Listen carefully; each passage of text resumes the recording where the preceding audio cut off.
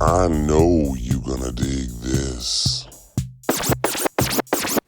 Get funky with me.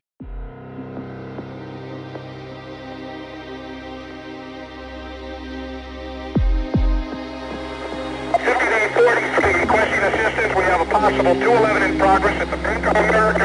Bank of America. Located north of Kittredge. We have shots fired.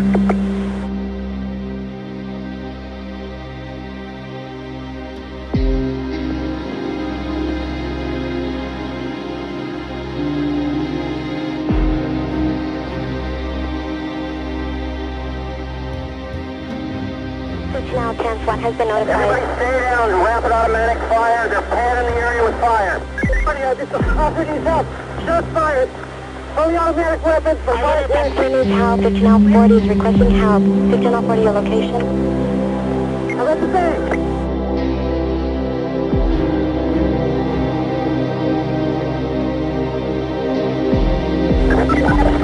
Officer needs help. BMA. All units, officer needs help. Lower Canyon, north of Kittredge. Officer needs help. Lower Canyon, north of Kittredge. At the Bank of America, the shots fired. The unit respond from the north side to southbound. We are on the south side. 9005 en route.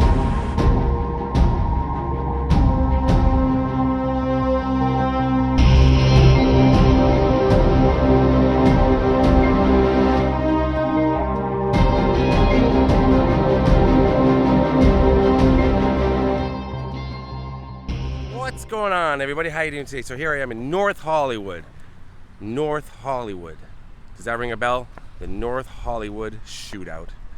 It occurred right here, right across the street at the Bank of America. If you haven't heard of the North Hollywood shootout, it was televised live. Well, good morning, Kyle. We're looking at the Bank of America here on Laurel Canyon. This is just north of Kittredge Boulevard. And what's happened here this morning is at least five suspects have entered the bank armed in body armor and automatic weapons, and they have robbed the Bank of America here. Now, LAPD has responded in force to the scene, and let me tell you what's transpired since their arrival. What's gone on here is there's a gun battle has ensued between suspects and the police, and here's what we know so far. There are at least 2 officers down. One of those officers, we understand, has just been picked up by fellow officers in a patrol car, and they're rushing that officer to a nearby hospital. The second officer, we have yet to find that second officer. In 1997, February of 1997, 2 men robbed this bank, and they got into a shootout with the police in this parking lot and down that street. This story is incredible. There's a lot of stuff going on in this story. There's a lot of parts to it, and I've tried to memorize as much as I can because I want to get it right. We'll see how I do, but it's all right here. So early in the morning, February 1997, this Bank of America was under siege. 2 men, Larry Phillips, Emil Matasareanu, they had been bank robbers for a while. They'd robbed a couple of banks. They made off with about $1.5 million in total. And then this bank was their next target. And they rolled in. See where that white car is going in? They were driving a white car too. I think it was a Chevrolet Caprice or Chevrolet something. And they would have parked just past that pickup truck against that wall. That's the north wall. And they entered the bank right here. They were fully loaded. They had automatic weapons. I think 3 or 4. Larry Phillips was full Kevlar, full body armor.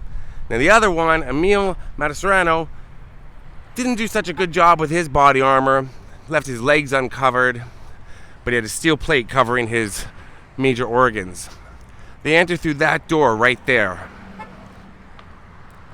Little did they know, while they were robbing the bank, this is Laurel Canyon Drive, a police car drove right along here and happened to see them going into the bank. And they reported it.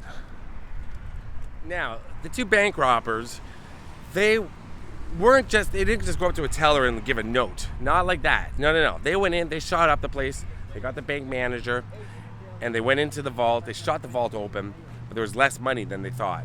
There was only about $350,000. They thought they were getting a score of about $750,000. They were enraged. They shot up extra money that was there. Instead of taking it, they shot the money. That's how angry they were. So yeah, Larry came out of that. I'm gonna go closer to all these places. Door. Emil came out of that door. And when they came out, Larry spotted the police. The police had set up like all points, 4 points around the bank. I'm gonna go to all these places closer. And Larry, they were very shocked to see the police. They didn't expect the police. They had an 8-minute time limit that they gave themselves. They had watches sewn onto their gloves, like Heat. The movie Heat, Michael Mann, Val Kilmer, Robert De Niro, Al Pacino. So they just started shooting. Now the police were not prepared. They only had, I think, 9mm Berettas. I'm not a gun guy. I don't know exactly. But the police did not have automatic weapons. They were outgunned.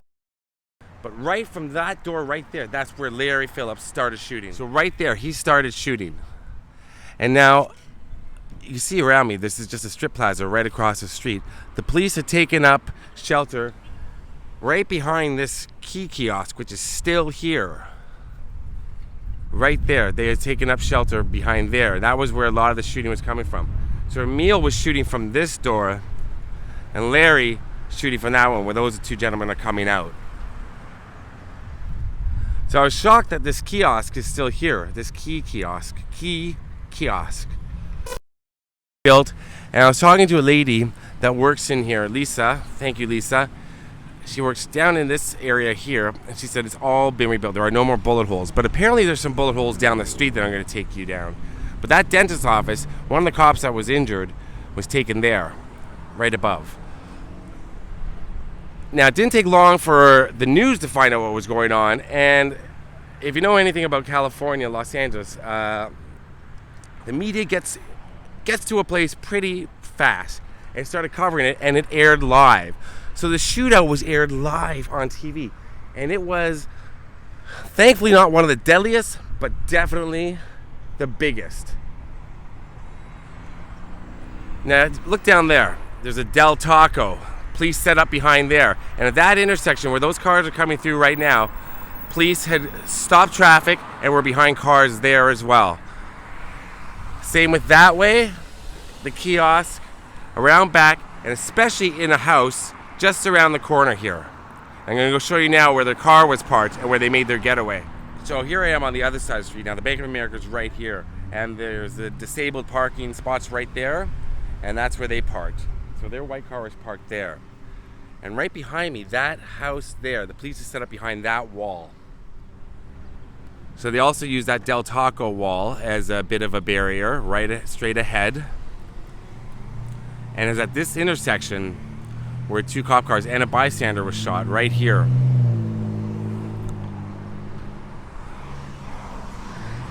So by the time Emil made it over to Larry, Emil got in the car, started driving, but Larry got out of the car in the parking lot. Now, I'm using their first names because Phillips and Matasareanu, I just keep mumble mouth with Matasareanu. Well, there you go. So I'm calling them by the first name, even though they're criminals who gave no shit about human life. So I don't like using their first names, but it's just for sake of remembering. But it's this parking lot they drove out of slowly, with Larry walking beside the car, and the police following them. Now the police went to a gun shop nearby. I think it's called B&B, and got automatic weapons from there because they knew they were outmatched. And they walked right along here. He walked right beside the car, right through this parking lot. This is a location I've wanted to do for a long time, and it's bizarre actually being here. But yeah, this is it right here. And the car came down this way, going down this street. Slowly, the police had shot out all the tires. So there are 3 police cars parked this way, and then the car started coming right along here. Right on this exact route. But Larry started having a shootout with the cops, and then the cops came around this corner. Matasareanu, Emil kept going that way. And right here, this is the house that I was showing you with the cops had set up behind this, with this wall in the background. And right here, in this exact spot, right by this bush, right by this antenna, is where Larry realized, because his gun, his automatic weapon, had, now again, I don't know the exact terms, I'm just doing this all kind of by memory. it malfunctioned, and one of the cartridges was stuck, so it was rendered unusable. And he had been shot in the, I believe, the left thumb. If he had just had better movement, he could have flicked the cartridge out and the gun would have been usable again. But he couldn't, because it was hurting, wasn't able to flick it out. So he started using just a regular gun, like a pistol, a Beretta as well, some sort of gun. I'll put their exact kind right here. And started shooting.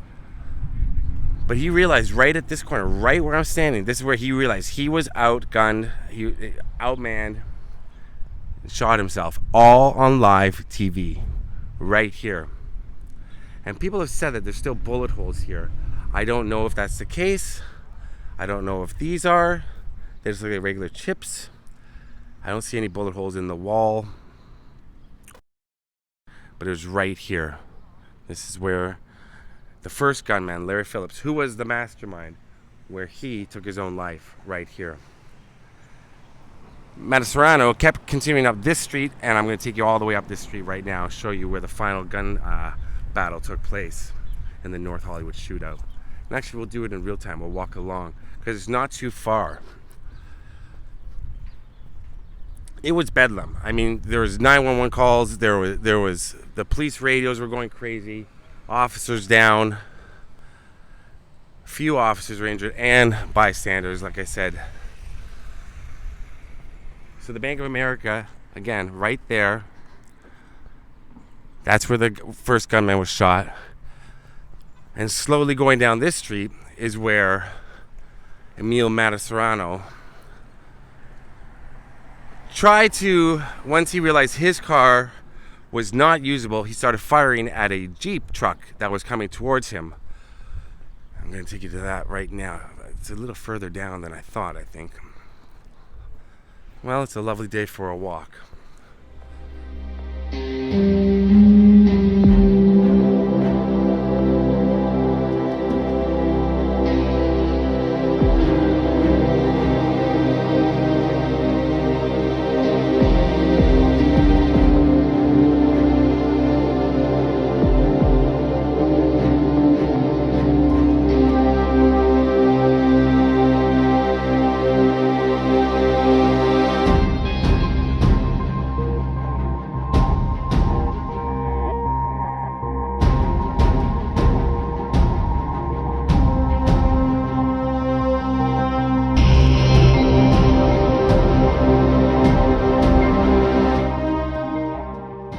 So here we are. This is the intersection, Hines. This is where Emil Matasareanu, again, this is right here, right below where this tree is. A Jeep truck was coming towards him. He shot at it. The driver took off down this street. So Emil tried to unload his weapons into the truck. But there's two different stories. There was one that the truck had a kill switch, which basically just renders it inoperable, that the driver pressed, or that he took the keys. I read that it was a kill switch that he had. So Emil got into the truck, realized he ain't going nowhere. And it was right here, right here. This is where he had the final battle with the police. Isn't that crazy? And you watch it all. You can see it all live. Police set up a car right about it. SWAT had arrived, so and they were doing training that morning, so they were wearing protective gear as well. They were not as protected as the the bank robbers. They were not as well protected, but some of them were in shorts. But while one of the SWAT cars was right here, truck would have been right around here, and then the getaway car here is where Emil started shooting from behind. But one of the cops noticed that right underneath the car, he had a clean shot at his legs, lower legs and feet, and he was wearing no body armor there at all. So they shot at him there. He fell to the ground. They were able to get to him, disarm him, and he was still alive. And he was swearing at them, and he was telling them, just kill me, right here. And of course, they didn't kill him. But he did bleed to death because it took the paramedics, because the whole area was sealed off. It took the paramedics about 45 minutes or so to arrive. And he bled to death right here. This is where the North Hollywood shootout ended, right at this location.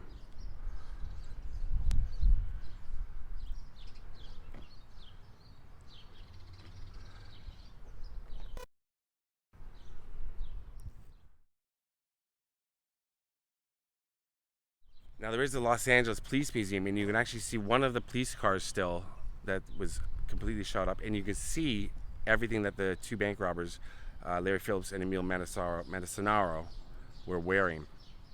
Unfortunately, it's closed right now due to COVID, so I can't get in there. That's something I really want to see, like really want to see. I'll put a couple of pictures up. And they have those on display, what they were wearing that day, the exact clothes. But this changed the way LAPD did business. Because all they carried were the Berettas and a shotgun. And then they started carrying automatic weapons in the back after this, because they realized they're outnumbered or outgunned by some of the criminals on the streets. But it was right here where that North Hollywood shootout ended. Wow. It's such a normal, quiet street. Can you even imagine the terror that the people in these houses felt, and then just the sheer amount of gunfire? Over 1,100 rounds shot by the two bank robbers, and over 600 rounds shot by the police. That's a lot. I think it was like one every 2 seconds. Lasted 44 minutes.